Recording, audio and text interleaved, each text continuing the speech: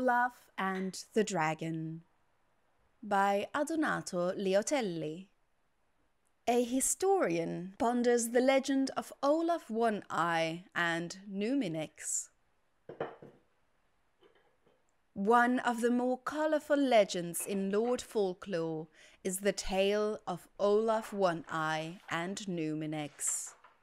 Long ago, in the First Age, a fearsome dragon named Numinex ravaged the whole of Skyrim. The dreadful drake wiped out entire villages, burnt cities, and killed countless Nords. It seemed that no power in Tamriel could stop the monster. This was a troubled time in Skyrim's history, for a bitter war of succession raged between the holds. The Jarls might have been able to conquer the beast if they had worked together, but trust was in desperately short supply. A skillful warrior named Olaf came forward and promised to defeat the beast. In some accounts, he is the Jarl of Whiterun. In other versions of the legend, Olaf promises the people of Whiterun that he will capture the monster, if they will name him Jarl. At any rate, Olaf ventures forth with a handful of his most trusted warriors and seeks the beast out, eventually finding Numinex in his lair atop Mount Athor. Needless to say, it's an epic battle. First, Olaf comes at the dragon with his axe and his shield. Some variants of the legend says that Olaf and the beast battled with blade and claw for days, but were too evenly matched for either to gain an advantage. Most accounts hold that Olaf, perhaps frustrated that his weapons are completely ineffectual against the dragon, finally casts them aside, giving voice to the rage that has been building within him. Olaf unleashes a terrible shout. Here again, the stories diverge. Many accounts hold that Olaf did not realize he possessed the power of dragon speech, while others suggest that he had long possessed this gift, but wished to test himself against the dragon in martial combat first. Virtually all variations of the legend, however, agree on what happened next.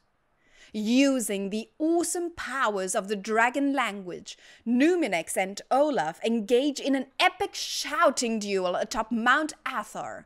So forceful are their words, they are said to shatter stone and split the sky. Finally, Numinex collapses from a combination of injury and sheer exhaustion. Somehow, and this detail is conspicuously absent in virtually every account, Olaf manages to convey the dragon all the way back to the capital city of Whiterun. The people of Whiterun are suitably impressed with Olaf's hostage. They built a huge stone holding cell at the rear of the palace, which they renamed Dragon's Reach. This enormous cell serves as Numinex's prison until his death. Olaf himself eventually becomes the High King of Skyrim, putting an end to the War of Succession. Presumably, his great deed made him the only leader upon whom all the people could agree, and so the land once again has peace.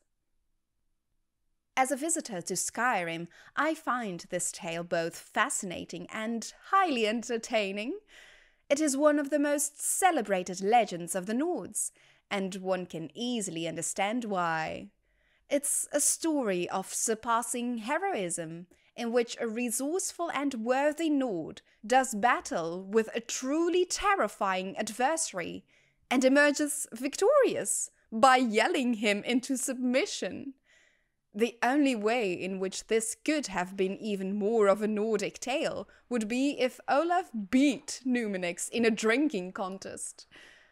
The legend is not without its doubts, however. The bard Svafnir, who lived during Olaf's reign, wrote and performed an alliterative verse that challenged Olaf's version of events.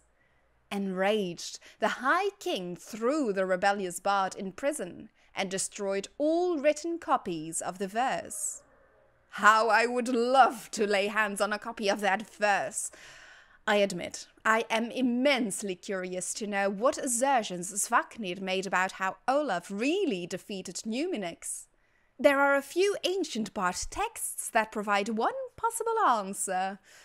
These tomes suggest that Numinex was particularly foul-tempered because he was extremely old. In these accounts, the dragon spends his final years terrorizing the countryside before flying off to the top of Mount Aethar to die in peace. When Olaf finds Numinex, the dragon is too weak to defend himself. Olaf and his men capture the beast without effort, but decide to take advantage of the situation by fabricating a heroic tale. It is worth noting that all of Olaf's warriors who were set to witness the shout duel went on to become wealthy leaders during Olaf's reign as High King. However, it is equally likely that Svafnir had some grudge against Olaf, and his scandalous verse was an attempt to damage the High King's reputation. Alas, we will never know. I leave you now, good reader, with this gentle reminder. A good historian must remain impartial and consider all points of view.